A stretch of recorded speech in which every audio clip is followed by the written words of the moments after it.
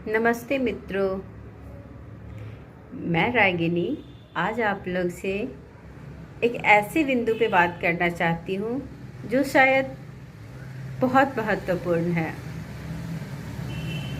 ज़रूरी भी है। मैं आज प्रतिकूल परिस्थिति में अनुकूल कैसे रहे इसके ऊपर अपने विचार रखना चाहती हूँ। अगर आप लोग सहमत हो तो ज़रूर बताना, और अगर आप लोग असहमत हुए मेरे किसी भी विचार से तो आप कमेंट में ज़रूर बताना। हाँ, मेरा मानना है, मैं ये कहना चाहती हूँ कि आज हम लोग के समाज में जिनकी स्थिति बहुत अच्छी है वो तो चलो बहुत अच्छी बात है, वेल एंड गुड। लेकिन जिनकी भी स्थिति बहुत हेक्टिक है या वो अपने ज़िंदगी में किसी भी तरीके की परेशानी से जूझ रहे हैं तो उन्हें बिल्कुल नहीं घबराना चाहिए। पता है क्यों? हर इंसान की ज़िंदगी में एक ऐसा फेज आता ही आता है जो उसको तोड़ती है, जो जो जो उसकी परीक्षा लेती है, जो जो उसको क्या कहते हैं उसको, जो उसको हराना चाहता है। ऐसा होता है किसी, आपको लगता होगा कि यार मेरी ही ज़िंदगी खराब है, लेकिन नहीं, बहुतों की ज़िंदगी बहुत सारी परेशानी से घिरे रहते हैं। कुछ बोल देते हैं, कुछ जूझते रहते हैं। किसी के चेहरे पे स्माइल होती है लेकिन उनके जीवन में क्या चल रहा होता है वो नहीं बताते। और कोई हैं कि टूट के बिखर जाते हैं, और बहुत तो ऐसे भी हैं जो कि उस परेशानी से गिव अप करके अपनी ज़िंदगी को भी समाप्त करने में भरोसा करते हैं। ऐसे उनकी थिंकिंग हो जाती है और कुछ कर भी लेते हैं। मैंने देखा है सोसाइटी में अजीब अजीब केस होते हैं। मैं एग्जाम्पल क्या दूँ, आप सब तो देखते ही हैं क्या चल रहा है। टीवी हो, न्यूज़पेपर हो, हर दिन लाखों तरीके के केस दिखाए जाते हैं, पढ़ते हैं हम सब। लेकिन मैंने यही सीखा है कि परिस्थिति कैसी भी हो उसको जूझो, उससे लड़ो, रास्ता बन जाता है यार।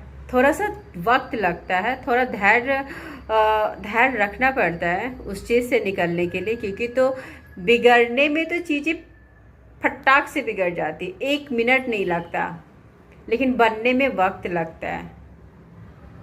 देखते हो, जब हम लोग खाना बनाते हैं तो खाने वाले तो तुरंत उसे खा लेते हैं, लेकिन जो जो इस प्रोसेस को करके और वो खाना तैयार करता है उसको पता होता है कि यार कितना टाइम लगता है, आधा 1 घंटा तो लगना ही लगना है।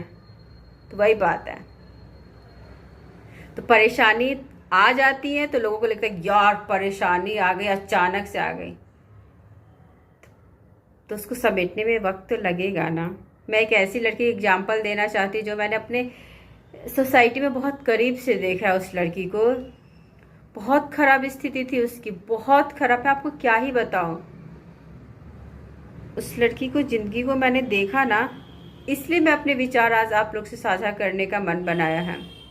आज वो बहुत खुश है, आज वो वेल नोन पर्सनालिटी है सोसाइटी की। उस लड़की की कहानी मैं बताती हूँ, थोड़ा थोड़ा बताऊँगी, पूरा नहीं बताऊँगी, क्योंकि तो वो सुनेगी, मान लो वो मेरा चैनल देखेगी तो बोली यार इनको मेरा ही एग्जाम्पल देना था इस तरीके से। फिर भी मैं बताती हूँ आपको, क्योंकि तो मैं जानती हूँ उसको, इसलिए इसने परमिशन दिया था तो उसने बोला कि ठीक है बताना, पर डिटेल में मत बताना, मैं बताती हूँ। एक लड़की है, मेरे कॉलोनी में ही रहती है। उस लड़की की कहानी बताती हूँ। वो बहुत अच्छे घर से बिलोंग करती थी, ठीक है। शादी से पहले उसकी बहुत अच्छी लाइफ थी, लैविश लाइफ स्टाइल थी उसकी, सब कुछ बहुत अच्छा चल रहा था। माँ बाप की इकलौती संतान थी वो। उसका मतलब कि कोई नहीं था, कोई भाई बहन नहीं था, ओके। बहुत अच्छी ज़िंदगी थी। उसके मम्मी पापा ने उसकी शादी बहुत ही शौक से, बहुत ही अपने तरीके से, मैं ये नहीं कहूँगी कि हाँ एकदम सबसे बेस्ट नहीं, लेकिन अपने स्तर से उन्होंने बहुत अच्छी उसकी शादी करी, अच्छे घर में करी, सब कुछ सही था। वो लड़की अपने ससुराल आती है, सब अच्छा चल रहा होता है। फिर अचानक से वो समझ नहीं पाती है और उसकी ज़िंदगी में भूचाल सा आ जाता है जो कि अनएक्सपेक्टेड था। मैं ये नहीं कहूँगी कि उसके इन लॉज ने उसे परेशान किया, नहीं, ऐसा कुछ नहीं था। किसी ने उसको कोई परेशान नहीं किया, या फिर यूँ कहो वो लड़की किसी को समझ नहीं पाई, या फिर वो लड़की सबसे बहुत प्यार करती थी, या फिर उसे प्रपंच नहीं पता था, मुझे कुछ नहीं पता। उसने जो बताई वो मैं आपके सामने रख रही हूँ। उसका पति जॉब करता था, तो फिर बहुत सही था अपना। कुछ साल वो ससुराल में रही, ठीक था, जो जैसे जो था, मतलब कि हाँ, उसके जो अपने पेरेंट्स थे उससे अलग लाइफ स्टाइल उसका यहाँ पे था, जहाँ वो स्वच्छंद रूप में रहती थी, खुल के अपनी बात रखती थी, जोर से हंसना, जोर से बोलना, सब कुछ वो अपने मन मुताबिक करती थी। तो वो अपने जब आफ्टर मैरिज उसकी लाइफ थोड़ी चेंज हुई थी, जो कि हर लड़की की होती है, ऐसा कुछ नहीं है, वो अपवाद नहीं थी। पर वो समझती थी, अगर मान लो उसे कोई बात बुरा भी लगता था तो वो सोचती थी कि चलो ये इनकी थिंकिंग है, मैं थोड़ी सुधर जाती हूँ, जब मेरा वक्त आएगा तो मैं अपने तरीके से रह लूँगी। और इस तरीके से वो मैनेज करती थी, लोगों के साथ सामंजस्य बिठाती थी, पर हंसते रहती थी। ऐसा नहीं था कि वो मुँह, जैसे कि वो मुझे बताई, वो मुँह, मतलब वो सैडनेस उसके चेहरे पे नहीं दिखता था, सब कुछ स्मूथली चल रहा था, जो जैसे बोल रहा था वो कर रही थी, चीज़ें सीख रही थी, सब कुछ अच्छा था। फिर अचानक से उसके हस्बैंड का ट्रांसफ़र हो जाता है बहुत दूर के शहर में, तो वो चली जाती है अपने हस्बैंड बच्चों के साथ, अपने हस्बैंड के साथ रहने। फिर अचानक से जो उसने उम्मीद भी नहीं किया था वो उसकी ज़िंदगी में घटता है, और सब कुछ बिखर जाता है, सब कुछ बिखर जाता है उसका। सबसे पहले वो अपने इन लॉज से हेल्प मांगती है कि अब मैं क्या करूं। पता है उसके इन लॉज क्या कहते हैं? ये तुम्हारी ज़िंदगी है, तुम सोचो। वो यकीन नहीं कर पा रहे थे। फिर उसे लगा कि अच्छा कोई बात नहीं, ये शायद बहुत बुरा दौर है ना, इसलिए इनके पेरेंट्स ऐसे बोल रहे हैं। वो तो मुझसे बहुत प्यार करते हैं, क्योंकि तो वो लड़की मम्मी मम्मी बहुत, वो अपने इन लॉज को बहुत प्यार करती थी। उसने बताया कि वो बहुत प्यार करती थी, तो चलो ठीक है, अच्छी बात है।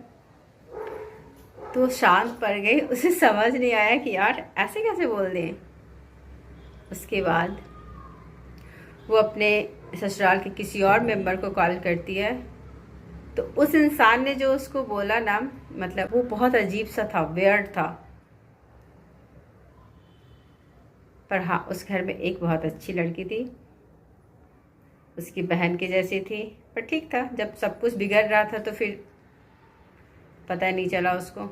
फिर वो वापस अपनी माँ को कॉल करती है। माँ बोलती है निराश मत हो, घर है तुम्हारा, तुम अपनी बच्ची को लेके आ जाओ। और वो आ जाती है।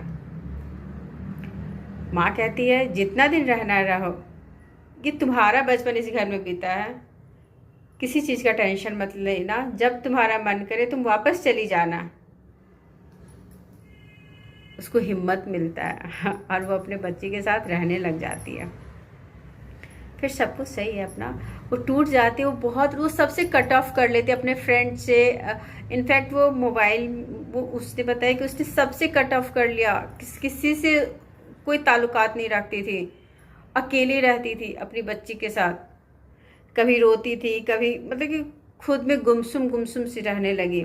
फिर अचानक से बहुत रोती थी, तो फिर उसके पिताजी बोले कि जो तुम क्यों इतना रोती हो, ज़िंदगी रुक नहीं जाती है, तुम धैर्य से रहो, इस सिचुएशन को फेस करो, सूरज जरूर उगेगा।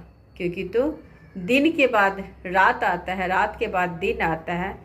धैर्य से रहो, पहले सोचो कि प्रॉब्लम जो आया है उसका सॉल्यूशन भी भगवान देंगे ही देंगे, इतना निराश नहीं होना है, समझी। उसको लगा कि हाँ पापा तो सही बोल रहे हैं। फिर पापा बोले कि मन नहीं लगे ना तो अपनी बच्ची को पढ़ाओ, खुद पढ़ो। वो बोली ठीक है। फिर उसने वापस से अपने करियर को शुरू किया, जो वो ठप हो चुका था उसकी ज़िंदगी।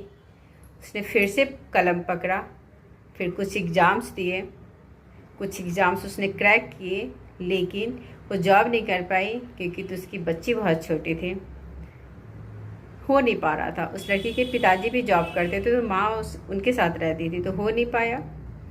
उसके बाद फिर उसे लगा कि क्यों ना टीचिंग में अब आजमाया जाए अपनी किस्मत। फिर वो लड़की टीचिंग से रिलेटेड जो भी कोर्सेज होते हैं वो पूरा करती है और फिर वो आज एक सक्सेसफुल टीचर है और अपनी बच्ची को भी पढ़ाती है और अपने भी पढ़ती है और आज उसकी ज़िंदगी बहुत बेहतर है। जहाँ उसने अपनी ज़िंदगी को समाप्त करने के बारे में सोचा था, आज वो खुल के ज़िंदगी जी रही है और अपनी एक पहचान बना रही है। और आज वो, मैं ये नहीं कहूँगी कि वो बहुत खुश है, लेकिन हाँ, वो एक ज़िंदगी को जी रही है, अच्छे से जी रही है, अपनी बच्ची के साथ है। और क्या चाहिए। और आज वो बहुत सारे ट्रस्ट में अच्छा खासा कंट्रीब्यूट भी करती है, सब कुछ करती है और मूव ऑन कर चुकी है, अपनी ज़िंदगी में खुश है। तो ये होता है। जब मैंने उसको देखा, क्योंकि तो मैं भी नहीं सोच पा रही, मेरे को भी नहीं पता था कि यार इसकी ज़िंदगी में इतना कुछ दुख है, नहीं जानती थी मैं। पर जब मैंने सुना ना, लिटरली और भी बहुत कुछ उसने बताया था, मेरे आँख से आंसू गिरने लगे। मैं बोली यार तुम्हें देख के लगता नहीं है कि तुमने इतना कुछ सहा है, तुम तो बहुत स्ट्रांग दिखती हो यार। तो बोली कि नहीं, मैं स्ट्रांग दिखती हूँ तो स्ट्रांग बनी हूँ, निकली हूँ उस चीज़ से, तो आज मेरी ये आइडेंटिटी है। तो मैं यही कहना चाहूँगी कि हर इंसान अगर धैर्य से उस परिस्थिति से लड़ लेना तो ज़रूर रास्ता उसके लिए बनता ही बनता है यार। बस वो फेज होता है, उस फेज को जीना पड़ता है। और अगर अध्यात्म की बात करें तो वो हमारा प्रारब्ध होता है, वो हमारे बुरे कर्माज होते हैं। तो बुरे कर्म को हम बैठ के नहीं गुजार सकते, उसके लिए हमें अच्छे कर्म करने पड़ते हैं, अपने दृष्टिकोण को बदलना पड़ता है, निगेटिविटी से दूर रह के पॉजिटिविटी को एक्सेप्ट करना पड़ता है। आज जब मैं उसको खुश देखती हूँ तो अगर उसने ये कहानी नहीं बताया होता तो मैं जान भी नहीं पाती कि वो इतना कुछ झेल के और आज एक सफल विमेन है। नहीं जानती, मैं तो यही सोचती थी कि यार कितनी खुश है, इतनी बड़ी बिल्डिंग में रहती है, इसका अपना घर है, सब कुछ है, ऐसा लगता था। उसने बताया ना, एक कहानी उसने सुनाया, वो बोले कि देखो क्या होता है ना कि हर इंसान ज़िंदगी के परेशानियों को, चाहे ज़िंदगी में घटने वाली हर घटना को दो तरीके से देखता है। उसके इंसान टू इंसान दृष्टिकोण अलग अलग होते हैं। जैसे कोई इंसान गार्डन में जाता है और गुलाब का फूल देखता है तो बोलते हैं वाह कितने सुंदर गुलाब, उसको गुलाब की फूल दिखाई देती है, खिला हुआ गुलाब का फूल, तो उसको देख के वो मतलब अंदर से खुश फील करता है, खुशी फील करता है, मतलब हैप्पीनेस फील करता है। लेकिन एक और इंसान आता है जो निगेटिविटी से भरा, वो क्या बोलेगा, यार ये गुलाब का फूल कितना अजीब है ना, इसकी लाइफ, ये हमेशा कांटों से घिरा रहता है। उसका ये दृष्टिकोण है। तो हमें कैसा बनना है ये हमें डिसाइड करना है, हमें कैसे खुद को खुश रखना है ये हमें डिसाइड करना है, हमें किस चीज़ में खुशी मिलती है वो हमें को खुद को सोचना है। अगल बगल के लोग नहीं डिसाइड करेंगे। अगर अगल बगल के लोग डिसाइड करने लग गया ना तो आप डिप्रेस्ड हो जाओगे, क्योंकि तो आप सबको खुश नहीं रख सकते। कोई बोलेगा तुम्हें दाया चलना है, कोई बोलेगा नहीं बाया चलना है, ऐसे होता है। आप देखो कि आपको कैसे चलना है, दाया चलना है कि बाया चलना है, क्या सही है ये आपको सोचना है। और एक और बात, सबसे इन्फ्लुएंस भी नहीं हुआ जाता। जैसे कि लोग होते हैं ना, किसी ने कुछ कह दिया, करता तो है वो खुद के मन का, लेकिन कहते क्या है, उसने मुझे इन्फ्लुएंस कर दिया था। अरे कैसे कोई इन्फ्लुएंस कर देगा जब तक कि तुम्हारे दिमाग को नहीं सही लगे। इसलिए कहती हूँ मैं कि सब कुछ सोच विचार के करो। गलती से ही गलती हो तो ठीक है, लेकिन जानबूझ के गलती मत करो। विपरीत परिस्थिति है, ठीक है, उससे हम निकल जाएंगे, उसका रास्ता ढूंढ लेंगे।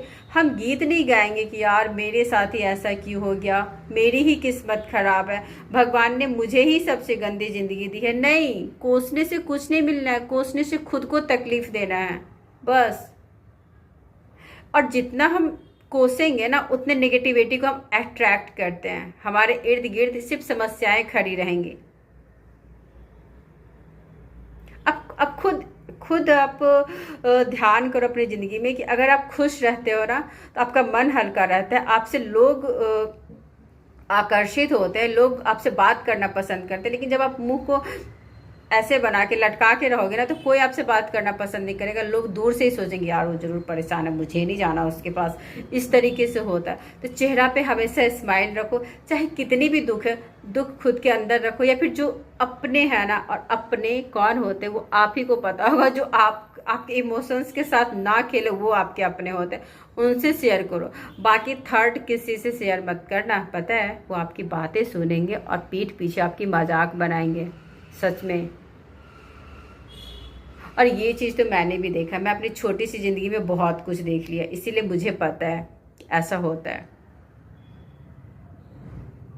आप बताना मुझे, मैंने बहुत सारी बातें कर ली, आपको कैसा लगा ये जो मैंने अपने विचार रखे? क्या आप इससे सहमत हैं? तो ज़रूर बताना। और अगर मैंने कुछ भी गलत बोला हो तो प्लीज़ मुझे माफ़ करना और मुझे गाइड करना कि मैंने कहाँ पे क्या गलत बोल दिया। और जो कहानी मैंने सुनाई वो भी सच्ची ही कहानी है। जिस लड़की ने जो मुझे बताया वो मैं आपके सामने बात रखी। और मैं देखती भी हूँ कि हाँ, ज़िंदगी को खुल के जियो तो वो ज़रूर सकारात्मक बन जाती है। एट लास्ट उसका एंडिंग बहुत खूबसूरत होता है। Thank you, bye.